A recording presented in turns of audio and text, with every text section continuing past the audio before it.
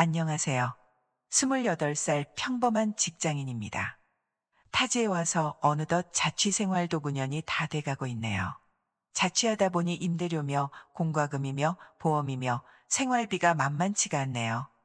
그래서 반값이라도 조금 아껴보자고 1년 동안 친구랑도 같이 살아봤지만 남자 둘이서 한 방에서 지내는데 친구 놈이 여자도 데리고 오고 청소도 잘 안 하고 여러모로 불편하고 신경 쓰이는 게 한두 가지가 아니더군요. 차라리 돈을 더 내더라도 혼자가 편하다는 생각에 지금은 혼자서 원룸을 얻어 지내고 있습니다. 퇴근이 7시인데 집에 들어오면 이것저것 사서 먹어도 보고 반찬집에서 좋아하는 찬들 몇 가지 사두었다가 햇반을 돌려 먹기도 했는데 한창 나이에 햇반 2에서 3개는 거뜬하게 먹을 때이고 사서 먹는 차는 턱없이 부족할 때였죠. 그렇다고 배달시켜 먹자니 1인분은 배달비를 따로 줘야 하고 최소만 2,000원짜리는 시켜야 배달비가 무료인데 저녁 한 끼를 어떻게 때우면 좋을까 고민하던 차에 집 근처에 전라도식 백반이 7,000원에 무려 10여 가지가 넘는 반찬이 무한리필되는 식당이 새로 생겼더군요. 주변에 큰 빌딩과 보험사 직원들 상대로 장사를 하다 보니 가성비가 뛰어난 식당들이 많았지만 제 입맛이 맞는 곳은 아니었죠. 낮 위주로 장사하는 식당이라 저녁 8시쯤에 문을 닫았기에 퇴근하고 곧장 가면 거의 마지막 손님으로 식사를 할 수가 있었습니다.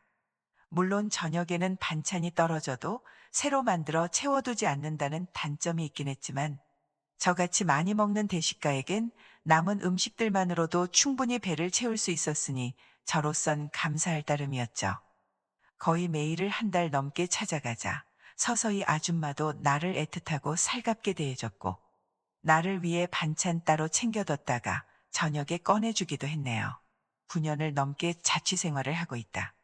6개월 전 직장 문제로 경기도 쪽에 원룸을 계약하고 집 앞 식당에 저녁을 해결하러 간 날.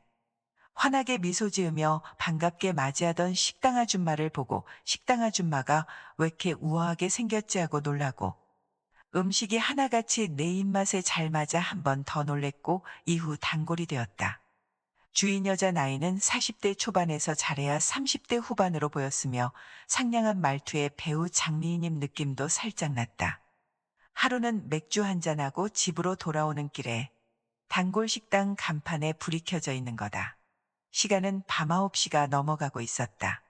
이 시간엔 보통 손님을 받지 않았는데 식당 문을 열고 들어서자 아줌마와 눈이 마주쳤는데 나는 그만 당황하여 얼굴이 빨개지고 말았다.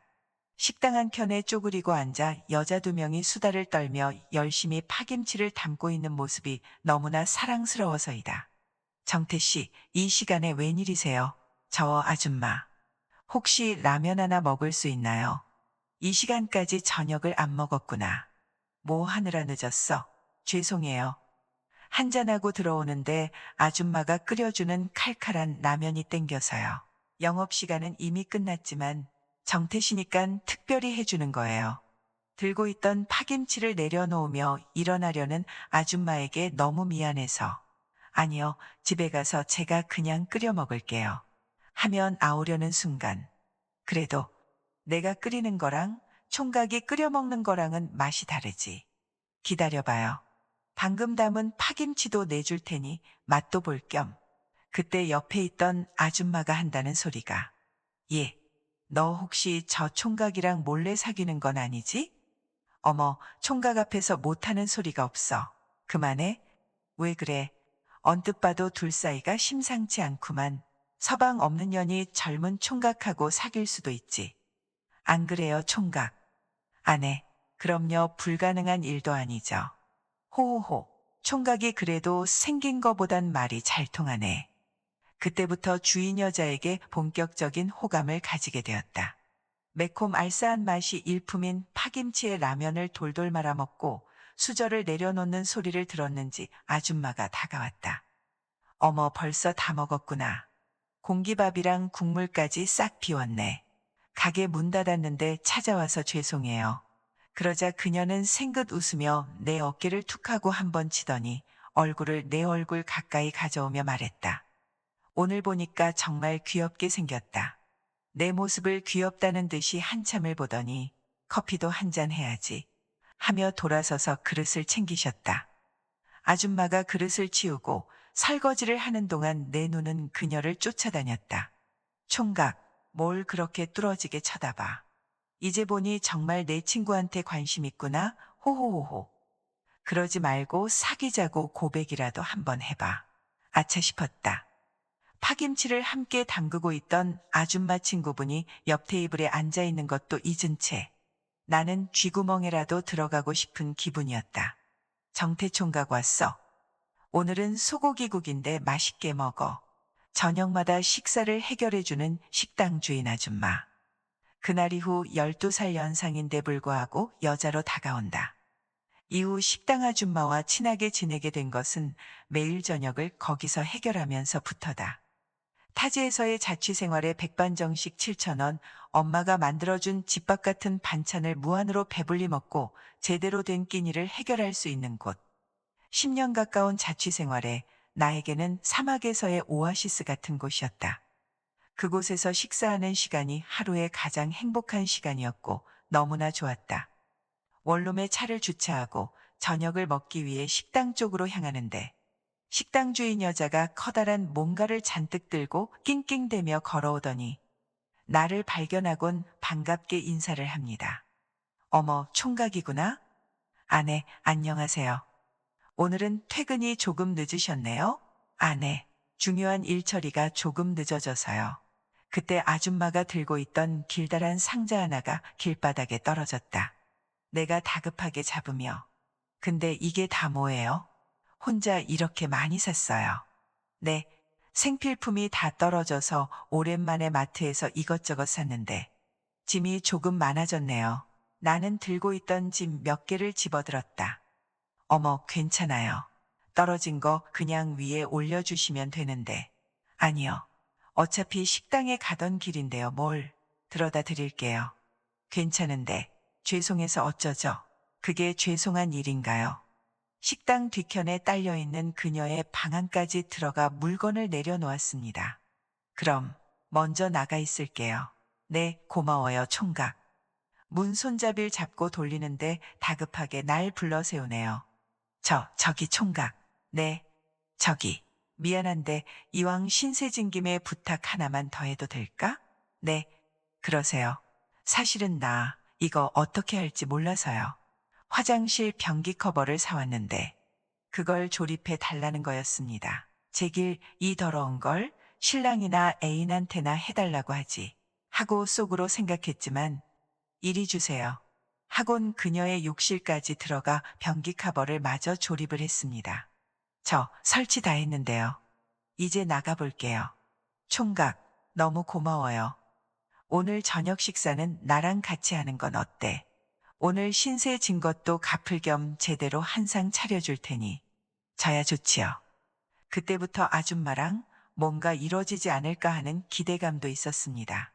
그녀는 뭔가 한참을 지지고 복구했습니다.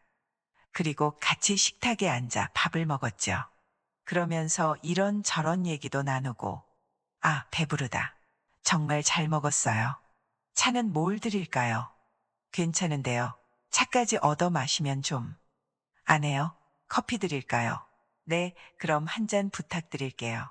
결국엔 커피까지 얻어 마시게 되었습니다. 커피를 마시면서 또 이런저런 얘기. 그때 알게 됐습니다. 1년 전 이혼하고 혼자 살고 있다는 걸요. 정태 씨는 나이가, 네, 올해 28살이요. 전 40살이에요. 제가 일부러 조금 놀란 듯한 표정을 지으며 말했습니다. 정말이요. 아, 누나셨구나. 저랑 비슷한 또래인 줄 알았는데. 에이, 거짓말 지금 나 놀리려고 하신 말이죠. 아니요. 제가 영업 쪽 일을 해서 사람 나이는 웬만하면 다 맞추거든요. 근데 누나는 완전히 잘못 봤네요. 솔직히 그녀 기분 좋으라고 예의상 멘트였는데 그녀는 정말 믿는 듯 했습니다. 어머, 진짠가 보네. 그렇게 좋게 봐주시니 너무 고맙다. 그럼 정태 씨가 나보다 한참 동생이니까 그냥 편하게 말할게요. 네, 그러세요. 저도 그게 편하니까. 참, 그리고 아까 말하려던 건데 배고프면 언제든지 찾아와서 밥 먹고 가. 그러면서 혹시 늦더라도 연락 주라며 폰번호를 알려준다. 말이라도 고마워요. 누나. 말로만 그러려던 거 아니니깐 언제든지 연락해. 한 세 달 뒤부터는 아줌마와 반말 비슷하게 주고받고 농담도 주고받는 정도의 사이가 되었어요. 정태 왔어. 오늘은 추어탕 끓였는데 먹어봐. 내가 데워올게. 식은 국은 따로 데워서 주고 남는 반찬은 주말에 먹으라고 챙겨주고 아줌마의 씀씀이가 얼굴만큼이나 이뻐 보였다. 그 대가로 나는 가게 형광등도 교체해주고 무거운 짐들 옮겨주고 암튼 남자의 일손이 필요한 곳에 도움을 주기 시작했고 동네에선 내가 그 아줌마 기둥서방이냐는 소문까지 나 돌았다. 가게에서 밤늦게까지 단둘이 커피 마시거나 TV를 본다거나 마주보고 노닥거리며 즐겁게 있는 모습을 동네 분들이 많이 목격하였기에 오해할 만도 했다. 더군다나 아줌마는 1년 전 이혼하고 식당에 딸린 단칸방에서 혼자 지내고 있었고 나는 한창 나이에 총각이었으니 말이다. 아줌마는 평일 장사만 하다 보니 토요일, 일요일은 영업을 하지 않아 늘 내 끼니를 걱정했다. 그러던 중 주말에 아줌마가 밥 차려줄 테니 자기 집으로 오라는 거다. 토종닭 한 마리를 사와서 각종 한약재 넣고 1시간 동안 푹 끓여낸 닭백숙을 만들어줬다. 총각은 여자친구가 없어 몸보신도 필요 없겠지만 그래도 한번 먹어봐. 내가 여자친구가 없다는 걸 약간 비꼬는 듯한 말투였다. 닭을 다 발라먹고 닭죽까지 먹고 나니 일어나기 귀찮을 정도로 배가 불러오더라. 소파에 기대 앉아 TV를 보면서 한동안 아무런 말 없이 나란히 앉아만 있었다. 누난 나한테 궁금한 거 없어? 정태는 왜 만나는 여자가 없어? 헤어진 지 꽤 오래전이야. 이 동네로 이사 오고 한 달 만에 여자애가 바람나더라. 나랑 헤어지고 외과 레지던트랑 사귄다는 소문이 있던데. 하긴 나라고 해도 중소기업이나 다니는 나보단 의사가 훨씬 괜찮지. 그랬구나? 그럼 그 이후론 아무도 없었어. 응, 그때 너무 실망을 많이 해서. 지금은 여자 만나고 싶은 생각도 별로 없어. 모르지 누나 같은 여자가 있다면 혹시 또.